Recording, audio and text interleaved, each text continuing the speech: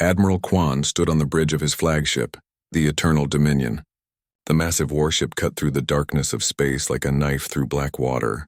Around him, his crew worked at their stations with quiet efficiency. They had done this patrol 1,000 times before. The Fourth Fleet of the Galactic Empire moved in perfect formation through the outer rim.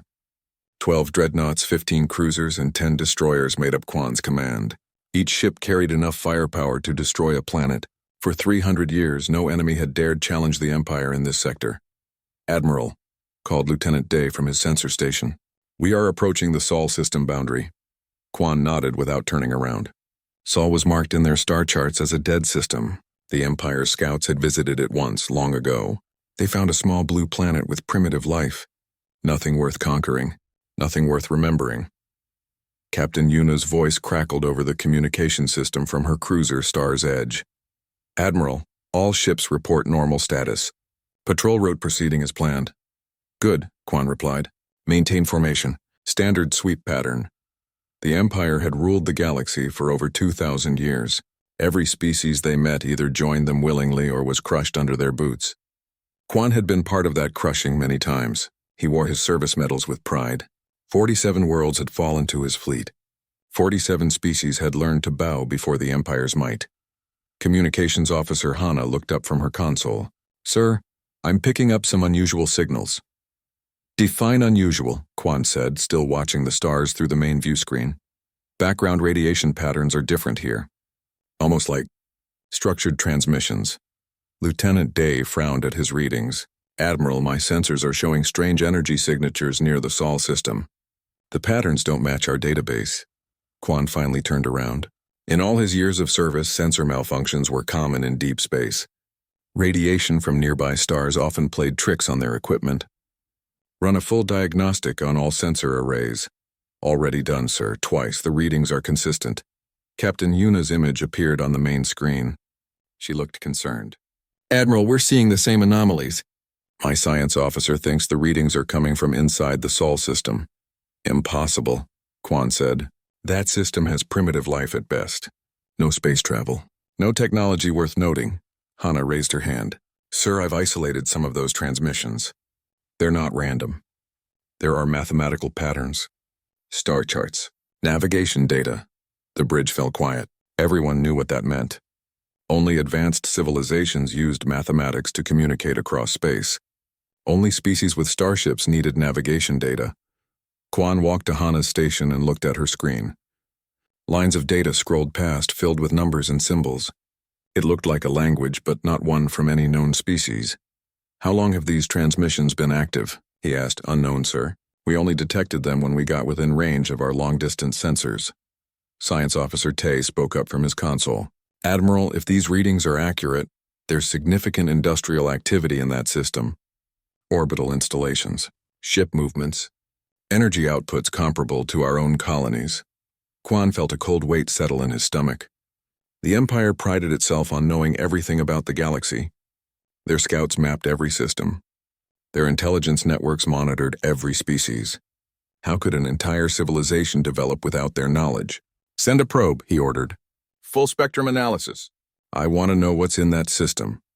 The probe launched from the Eternal Dominion with a bright flash of engines. It would reach the Sol system in 3 hours and transmit everything it found back to the fleet. Quan returned to his command chair and opened a private channel to Captain Yuna. "What do you make of this?" Yuna's face appeared on his personal screen. "I don't know, Admiral, but I have a bad feeling about it. Maybe we should report this to Fleet Command and wait for reinforcements." "Reinforcements?" Quan laughed. "For what? Some unknown species playing with radios? We are the Fourth Fleet of the Galactic Empire. We don't run from shadows." But even as he said it, Quan felt doubt creeping into his mind. The Empire had grown powerful by being thorough.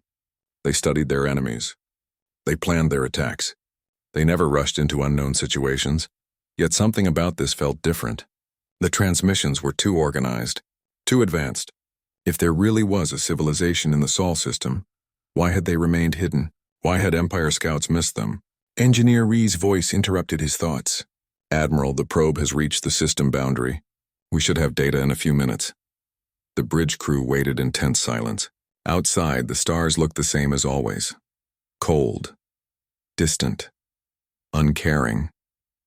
But somewhere in that darkness, something was transmitting mathematical equations and star charts. The probe's first data packet arrived. Tay's eyes widened as he read the information. "Sir, you need to see this." The main screen filled with images from the probe. A yellow star sat at the center of the system, just as the old charts showed. But everything else was wrong. Massive metal structures orbited the third planet. Ships moved between the worlds like schools of fish. Energy readings spiked across the electromagnetic spectrum. "How many ships?" Quan asked quietly. "Unknown, sir. The probe's sensors are overwhelmed, hundreds, maybe thousands." Captain Yuna's voice came over the communication system. "Admiral, are you seeing this?" "I see it," Quan replied. His hands gripped the arms of his command chair. In 40 years of service, he had never seen anything like this. An entire star system filled with advanced technology. A civilization that had somehow escaped the Empire's notice. The probe continued transmitting for exactly 3 minutes and 7 seconds. Then the signal cut off. "What happened?" Quan demanded. Lieutenant Day checked his readings twice before answering. "The probe just stopped, sir. No explosion, no energy discharge. It just went silent." "Could be a malfunction," Engineer Reese suggested. "Or," Science Officer Tay said slowly, "something destroyed it." The bridge fell silent again. Every person there understood the implications. If something had destroyed their probe, it meant the unknown civilization had detected it. It meant they had weapons. It meant they were watching. Admiral Quan stared at the main screen where the last images from the probe still glowed. Orbital stations the size of moons. Ships with designs unlike anything in the Empire's databases. Technology that had developed in secret for who knew how long. For the first time in his long career, Admiral Quan wondered if the Fourth Fleet was enough. For the first time in the Empire's history, they faced the unknown. And the unknown was looking back at them. Admiral Quan called an emergency meeting with his senior staff. The holographic images of his captains filled the conference room aboard the Eternal Dominion. Captain Yuna appeared first, followed by the commanders of his other major vessels. Their faces showed the same concern that Quan felt in his gut. "Gentlemen, ladies," Quan began, "we face an unprecedented situation. The Sol system contains an advanced civilization that has somehow avoided Imperial detection for centuries." Captain Yuna spoke first. "Admiral, I recommend we withdraw immediately and report to Fleet Command. Whatever is in that system destroyed our probe without leaving any trace. That level of technology suggests they might be a serious threat." Commander Bach of the destroyer Iron Fist disagreed. "With respect, Captain Yuna, we are the Fourth Fleet. We have 37 of the Empire's most advanced warships. No single system could stand against us." "The probe disagree with you," Yuna replied coldly. "Something made it disappear in seconds." Science Officer Tay projected the probe's final images into the center of the table. "Analysis of the data shows industrial capacity beyond anything we've seen outside the Imperial core worlds. The orbital installations alone suggest a population in the billions." Quan studied the images. The structures around the third planet were massive. Some looked like space stations. Others might be shipyards or weapons platforms. All of them used technology that didn't match any known species in the Imperial database. "What about their ships?" he asked. "Unknown designs," Tay replied. "The probe detected hundreds of vessels, but they don't match any Imperial classification. Some are smaller than our fighters. Others are larger than our cruisers." Communications Officer Hana raised her hand. "Sir, we're still receiving those transmissions. The mathematical patterns are getting more complex, almost like they're trying to establish communication protocols. Or," Commander Bach suggested, "they're coordinating a response to our probe." Quan made his decision. "We move closer. Battle formation. I want full sensor sweeps of that system. If they want to communicate, they can do it properly. If they want to fight, we'll give them one they won't forget." Captain Yuna's image shook her head. "Admiral, this violates first contact protocols. We should establish diplomatic contact before moving warships into their space." "Diplomatic contact?" Quan laughed. "The Empire doesn't negotiate with unknowns. We establish dominance first. Then we talk." The fleet moved toward the Sol system in attack formation. The Eternal Dominion led the way, flanked by battleships and cruisers. Their weapons were powered but not targeted. Their shields were raised to maximum strength. Every sensor was active and scanning. As they approached the system's edge, more details became clear.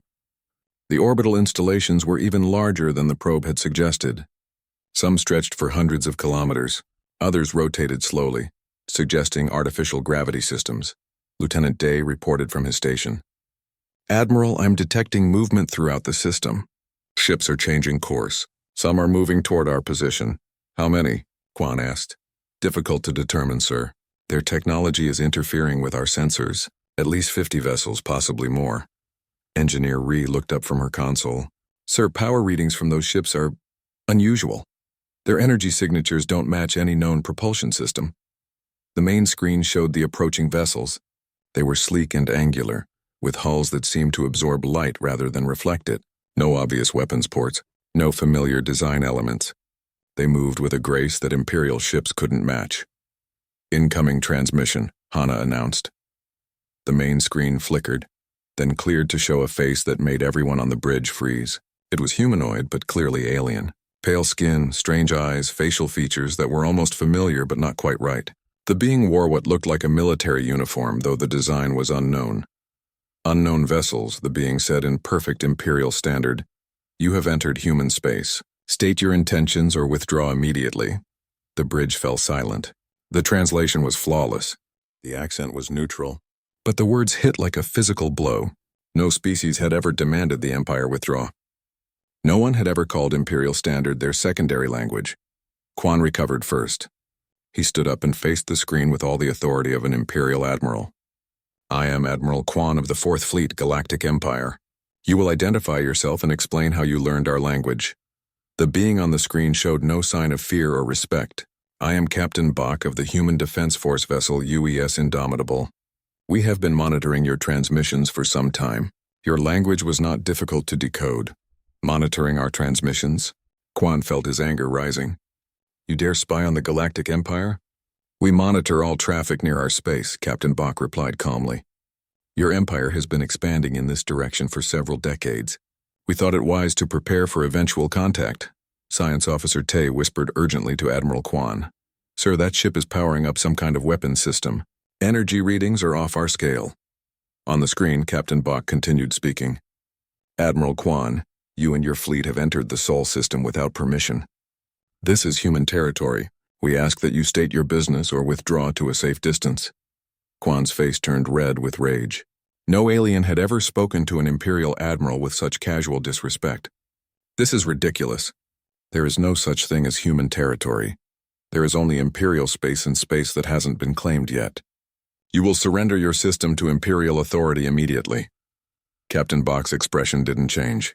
"Admiral, I don't think you understand the situation. The system belongs to humanity. We have lived here for thousands of years. We have no intention of surrendering to anyone."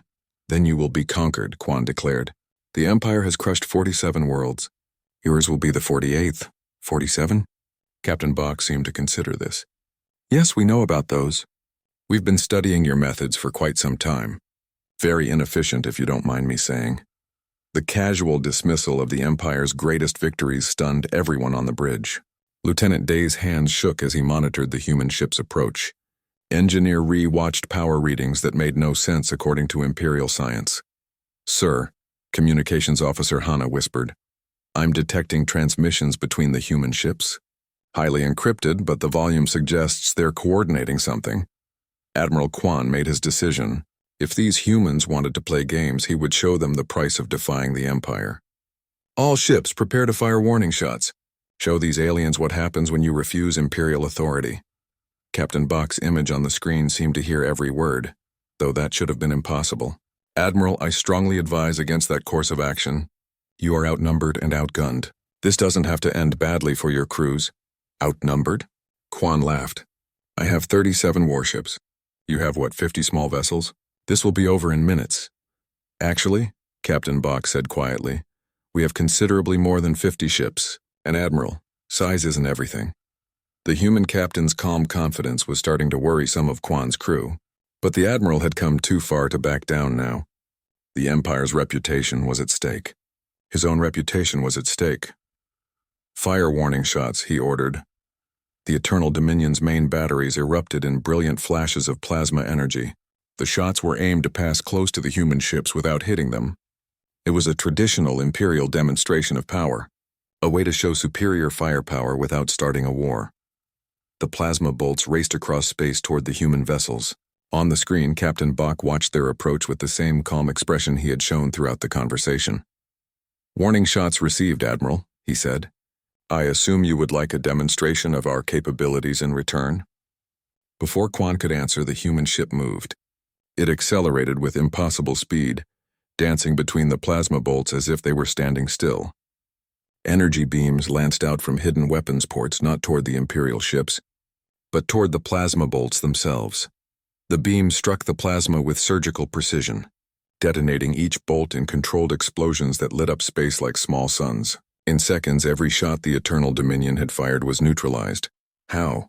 Engineer Ree whispered. Captain Bach's voice came through the speakers with the same calm tone. "Admiral, that was our warning shot. I hope you found it instructive. Now shall we discuss your withdrawal from human space?" Admiral Quan stared at the main screen in disbelief. The human ship had just destroyed every plasma bolt his flagship had fired, and done it with an ease that defied everything he knew about space combat. The UES Indomitable hung in space like a predator that had just shown its claws. "Admiral," Lieutenant Day called out, his voice tight with fear. "The human ship is moving into attack position." "Impossible." Commander Bach's voice crackled over the communication system from the destroyer Iron Fist. "No ship that size could generate enough power for those weapons." Science Officer Tay looked up from his console, his face pale. "Sir, the energy readings from that vessel are beyond our understanding. Their power output is 3 times what our best dreadnoughts can produce." Captain Bach's image remained on the screen, his expression unchanged. "Admiral Quan, you seem surprised. Did you think humanity survived in this galaxy by being weak?" Quan's pride burned like acid in his throat. The Empire had never been challenged like this, never been mocked by an inferior species. "You destroyed a few plasma bolts. Don't think that makes you equal to the 4th Fleet." "Equal?" Captain Bach seemed amused. "Admiral, you misunderstand our situation entirely. We're not trying to be equal to your fleet." The human ship moved again, this time directly toward the Imperial formation. It accelerated smoothly, without the violent thrust signatures that Imperial ships produced. No visible engines, no energy trails. It simply moved as if space itself was helping it along. "All ships," Quan ordered. "Power weapons to full charge. If these humans want to fight, we'll give them one they'll never forget." The 4th Fleet responded instantly. 37 warships brought their weapons online. Plasma cannons, particle beams, fusion torpedoes, and gravity mines. Enough firepower to crack a moon? The combined energy signatures of the Imperial fleet lit up every sensor in the system. Engineer Ree watched her readings with growing alarm. "Admiral, the human ship is matching our power output. Just that one ship." "That's impossible," Quan replied, but his voice lacked conviction. Nothing about this encounter made sense according to Imperial knowledge. Captain Yuna's voice came over the fleet communication system. "Admiral, I'm detecting weapon systems on that human ship that don't match any known technology. Recommend extreme caution." "Caution?" Quan laughed, but it sounded forced even to him. "We are the Galactic Empire. We don't show caution to aliens." On the screen, Captain Bach leaned forward slightly. "Admiral, you're making a mistake. Your empire has grown powerful by conquering species that were weaker than you. Humanity is not weaker than you." "Prove it," Quan snarled. "All ships open fire. Full barrage." The 4th Fleet erupted in violence. Every weapon fired at once. Plasma streams, energy beams, and explosive projectiles raced toward the single human ship. The combined assault could have destroyed a small fleet. The light from the weapons was so bright that the bridge crew had to shield their eyes. The UES Indomitable responded by doing something that should have been impossible. It moved. Not with the clumsy acceleration of Imperial ships, but with the fluid grace of a living creature. The human vessel danced between the incoming fire, twisting and spinning in patterns that violated known physics. "How is it moving like that?" Engineer Ree shouted over the noise of the weapons firing. Lieutenant Day's voice cracked as he reported. "Sir, that ship is pulling maneuvers at over 50 Gs. No crew should be able to survive that kind of acceleration." But the human ship wasn't just dodging. As it moved, weapon ports opened along its hull. Not the obvious gun barrels that Imperial ships used, but sleek openings that seemed to appear and disappear as needed. The first return shot came without warning. A beam of coherent light struck the Eternal Dominion's forward shields. The energy was unlike anything in the Imperial arsenal. Instead of the raw power of plasma weapons, this was precise and focused. It cut through the shields like they weren't there. Alarms screamed across the bridge. "Forward shields down to 60%, Engineer Ree reported. That was just one shot. More beams lanced out from the human ship. Each one found its target with impossible accuracy. The cruiser Star's Edge shuddered as its shields flickered under the assault. Commander Bach's destroyer took a hit that sent it spinning out of formation. "Return fire," Quan ordered. "Concentrate all weapons on that ship." But the human vessel was no longer where their weapons were aimed. It moved through space like it belonged there, like it had been born in the void between stars. Every shot the Imperial fleet fired missed by meters or kilometers. Every shot the humans fired struck home. Captain Yuna's image appeared on Quan's personal screen. Her ship was drifting, smoke pouring from damaged sections. "Admiral, we can't hit them. They're too fast, too agile. We need to withdraw." "We don't retreat," Quan replied, but even he could see that the battle was going badly. The human ship had damaged 6 Imperial vessels while taking no damage itself. Its shields hadn't even flickered. Science Officer Tay looked up from his console with terror in his eyes. "Sir, I'm analyzing their weapon signatures. The technology is centuries ahead of ours, maybe millennia." The human ship stopped moving. It hung in space directly in front of the Eternal Dominion, close enough that Quan could see details of its hull through the main view screen. The surface was smooth as glass with no visible seams or joints. It looked like it had been grown rather than built. Captain Bach's voice came through the speakers. "Admiral, you've seen enough. Your weapons cannot harm us. Our weapons can destroy you. There's no shame in recognizing a superior force." "Superior?" Quan's pride finally snapped. "You're nothing but clever aliens with new toys. The Empire has ruled this galaxy for 2,000 years. We didn't get there by running from fights." "No," Captain Bach agreed. "You got there by fighting species that couldn't fight back." "We can fight back, Admiral. The question is whether you're wise enough to accept that fact." To prove his point, the human ship fired again, but this time the beam didn't strike an Imperial vessel. Instead, it reached out into empty space and struck a piece of debris left over from the failed probe. The debris simply vanished. Not destroyed, not vaporized. It was there one moment and gone the next, as if it had never existed. The bridge fell silent.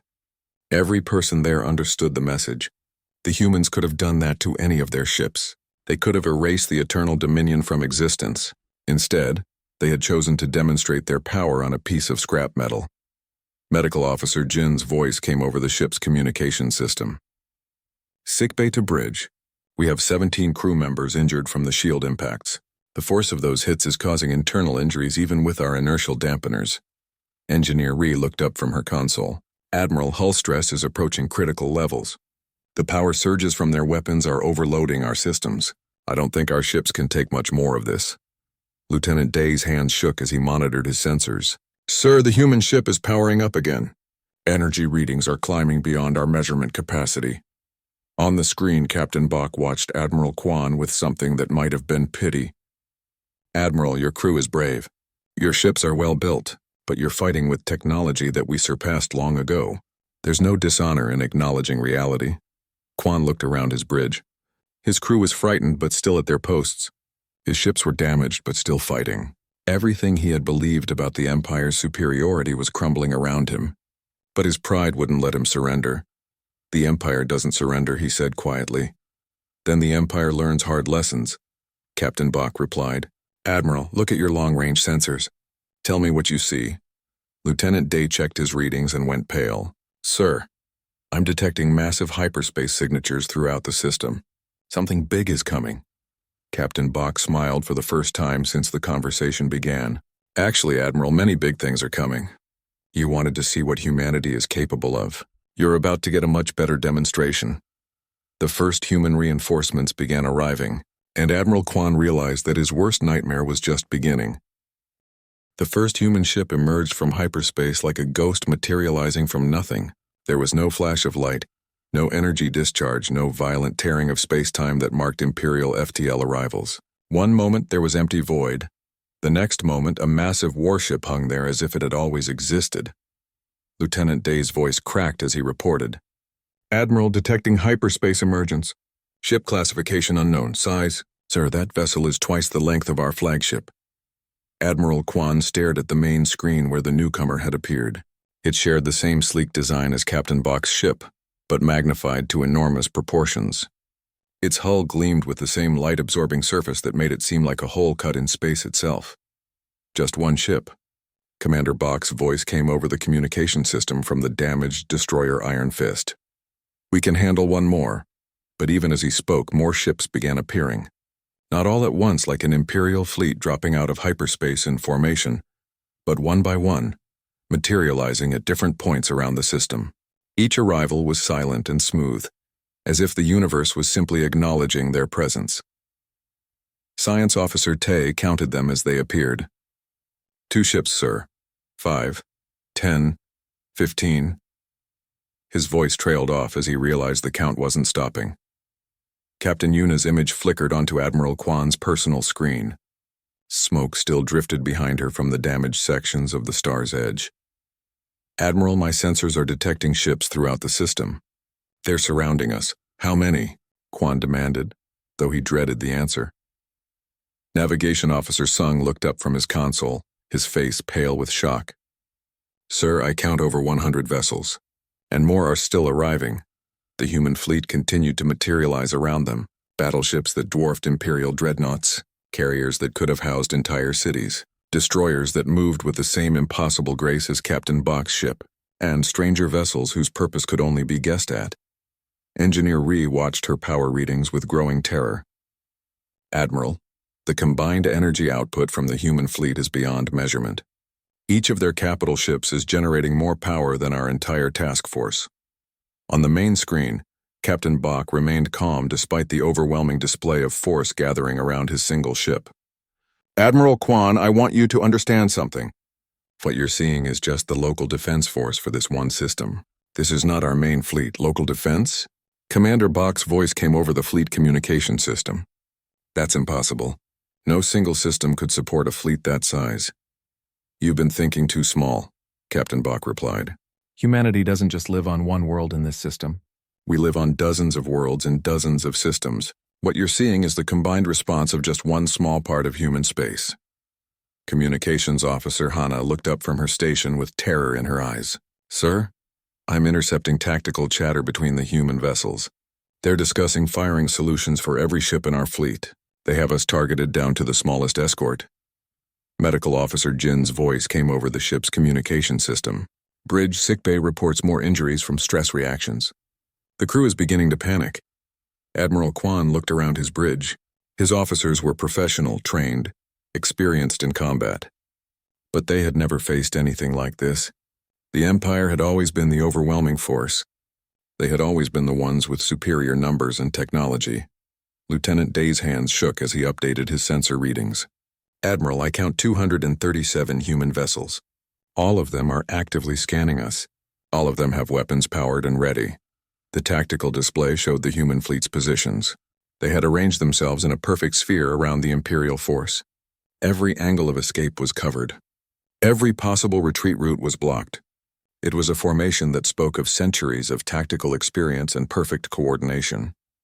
Captain Bach's voice continued with the same calm tone he had used throughout the encounter. Admiral, each of those ships is crewed by humans who have spent their entire lives preparing for this moment. We've been watching your empire expand in our direction for decades. We've studied your tactics, your technology, your weaknesses. Weaknesses. Kwan's pride flared despite the hopeless situation. The Empire has no weaknesses. We have conquered 47 worlds. Yes, we know about those conquests. We studied them all. Your Empire's greatest weakness is that you've never fought anyone who could fight back effectively. You've grown comfortable with easy victories against inferior opponents. Science Officer Tay looked up from his analysis. Sir, the human ships are using formation patterns I've never seen before. It's like they're connected, sharing information and coordination in real time. One of the larger human ships moved closer to the Imperial formation. It was massive even by human standards, with weapon ports that could have launched Imperial fighters. As it approached, new details became visible on its hull. symbols and markings that suggested this was a command vessel. Captain Bach's image on the screen gestured toward the approaching ship. "Admiral, I'd like you to meet Fleet Admiral Wan of the Human Defense Force. She's been looking forward to this conversation." The main screen split to show a new face. Fleet Admiral Wan appeared to be older than Captain Bach, with gray hair and eyes that had seen too much combat.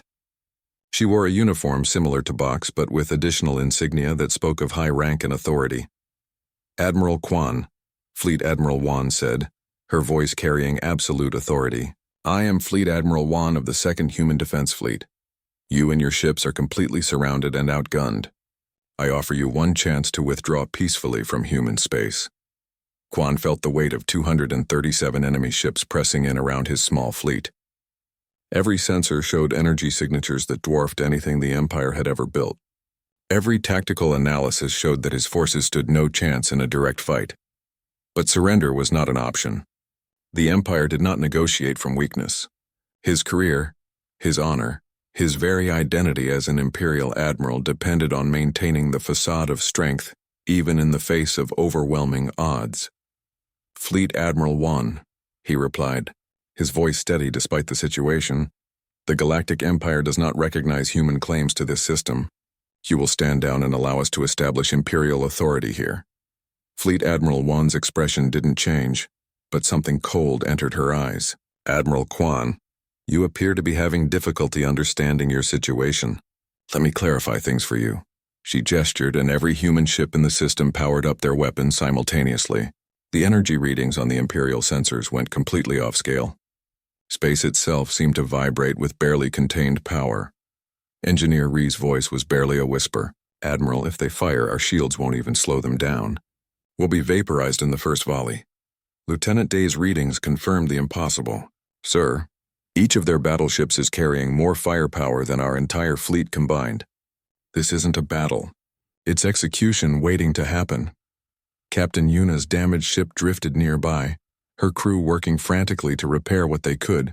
Her voice came over the private channel to Admiral Kwan. "Admiral, we have to surrender. Our crews don't deserve to die for Imperial pride." But even as she spoke, Admiral Kwan knew that surrender might not be an option. The Empire had a reputation to maintain. If word got out that an entire Imperial fleet had been forced to surrender by an unknown alien species, it would shatter the Empire's image of invincibility throughout the galaxy. Fleet Admiral Wan seemed to read his thoughts. "Admiral, I know what you're thinking. You're wondering if you can maintain the Empire's reputation by fighting a hopeless battle. Let me save you the trouble. Your fleet will be destroyed in approximately 30 seconds if you open fire. Your crews will die for nothing, and the galaxy will learn that the Empire sent ships to their deaths rather than accept reality." The human fleet waited in perfect formation around the trapped Imperial forces. 237 ships, each one capable of destroying the entire Fourth Fleet single-handedly. The most overwhelming display of force in Imperial history, and it belonged to a species they had never heard of. Admiral Kwan looked at his crew, his ships, his responsibility to the Empire and to the people under his command. The choice was simple, even if it was impossible to accept. 3 days after the encounter in the Sol system, the Eternal Dominion limped into Imperial Space Station Gamma 7. The flagship's hull bore scorch marks from energy weapons that shouldn't exist. Its crew moved with the quiet desperation of soldiers who had seen the impossible and lived to tell about it. Admiral Kwan stood in the station commander's office, facing a wall-mounted communication screen. The faces of the Imperial High Command stared back at him from the core worlds. Fleet Admiral Wan, not the human one, but Imperial Fleet Admiral Wan, looked tired and old. Supreme Commander Lim's expression was carved from stone. "Explain again," Fleet Admiral Wan said quietly, "how a single alien vessel disabled 6 of our ships without taking any damage." Kwan had been over this story a dozen times in the past 3 days. Each telling made it sound more impossible. The human ship moved with technology we don't understand. Their weapons cut through our shields like they weren't there. Their defensive systems neutralized every shot we fired. Supreme Commander Lim leaned forward. "And you're certain they called themselves humans?" "Yes, sir. They spoke perfect Imperial standard. They knew about our expansion, our tactics, our history. They've been studying us for decades while we knew nothing about them." Chief Intelligence Analyst No appeared on the screen from Imperial Intelligence Headquarters. His face was grim. "Admiral Kwan, we've been analyzing your sensor logs. The energy signatures from the human vessels don't match any known technology in our databases." "What does that mean?" Fleet Admiral Wan asked. "It means," No replied, "that humanity has developed along completely different technological paths than any species we've encountered. Their ships don't use fusion reactors or antimatter containment. Their weapons aren't based on plasma or particle beams. They found new ways to manipulate energy and matter." Science Advisor Tay, Imperial Science Advisor Tay, not the ship's science officer, joined the conversation from the Imperial Research Council. "If the sensor data is accurate, the humans have mastered technologies that we haven't even theorized. Their ships move without visible propulsion. Their weapons fire without projectiles or energy beams." Admiral Kwan remembered the human ship dancing between Imperial weapons fire like it was flying through water instead of vacuum. They moved at over 50 Gs without any sign of inertial stress. No crew should be able to survive that kind of acceleration. Unless, Science Advisor Tay said slowly, they've solved the inertia problem. Artificial gravity, inertial dampening, maybe even localized space-time manipulation. Fleet Admiral Wan rubbed his temples. "How is this possible? How does an entire species develop advanced technology without our scouts detecting them?" Admiral Kwan had been asking himself the same question. "They said they've been watching us for decades. Their stealth technology is beyond our ability to detect. For all we know, they have observation posts throughout Imperial space." The thought sent chills through the High Command. The Empire's strength came from its knowledge of potential threats. They mapped every system, cataloged every species, monitored every technological development in the galaxy. The idea that an advanced civilization had been watching them without their knowledge was terrifying. Chief Intelligence Analyst No accessed his data files. "We've been reviewing historical records. There are gaps in our exploration logs, systems that were surveyed once and never revisited, including the Sol system, which was marked as having primitive life and ignored for 3 centuries. They were hiding," Supreme Commander Lim realized. "An entire species hiding from us while they develop technology that makes our most advanced ships look like primitive toys." Communications, Director Hana, Imperial Communications. Director Hana joined the conference from Fleet Communications Command. "Sirs, we've been analyzing the transmission patterns from the human fleet. Their communication technology allows instantaneous contact across vast distances. No transmission lag, no signal degradation. Faster than light communication." Science Advisor Tay looked fascinated and terrified at the same time. "That's supposed to be impossible." Admiral Kwan remembered the perfect coordination of the human fleet. Over 200 ships moving as one organism, responding to threats and changing tactics without any visible delay. They fight like a single entity. Perfect coordination, perfect timing. If they have instantaneous communication, they could coordinate fleets across the entire galaxy. The implications of that statement settled over the High Command like a death shroud. The Empire's military doctrine was based on controlling communication lines and supply routes. If humans could communicate instantly across any distance, they could coordinate resistance movements, share intelligence, and respond to Imperial movements faster than the Empire could react. Fleet Admiral Wan asked the question that everyone was thinking. "Admiral Kwan, in your professional opinion, could the Fourth Fleet have won if the battle had continued?" Kwan closed his eyes, remembering the human ships surrounding his fleet like predators around wounded prey. "No, sir. We couldn't even hit them. Every shot we fired missed. Every shot they fired struck home. If they had wanted to destroy us, we would all be dead. But they didn't destroy you," Supreme Commander Lim noted. "Why?" Fleet Admiral One, the human Fleet Admiral One, said something interesting. She said humanity doesn't claim territory beyond their space, but they will defend what is theirs. They're not trying to conquer anyone. They just want to be left alone. Chief Intelligence Analyst No pulled up star charts on the shared screen. "If that's true, it changes everything. We've been assuming that any advanced species would try to expand like we do. But what if they don't want to rule the galaxy? What if they just want to protect their corner of it?" Science Advisor Tay was reviewing the sensor logs from the encounter. Admiral Kwan, the human captain, Captain Bach. He said something about the local defense force. "Do you think they have larger fleets?" The memory made Admiral Kwan's blood run cold. He specifically said that what we saw was just the local defense for one system, not their main fleet, not their full military. just the ships responsible for defending the Sol system.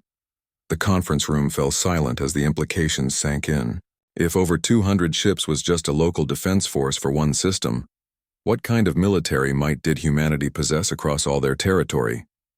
Communications Director Hana broke the silence. Sirs, we need to consider our response options. Do we prepare for war? Do we attempt diplomatic contact? Do we withdraw from that sector entirely? Fleet Admiral Wan looked older than his years. What are our chances in a direct military confrontation?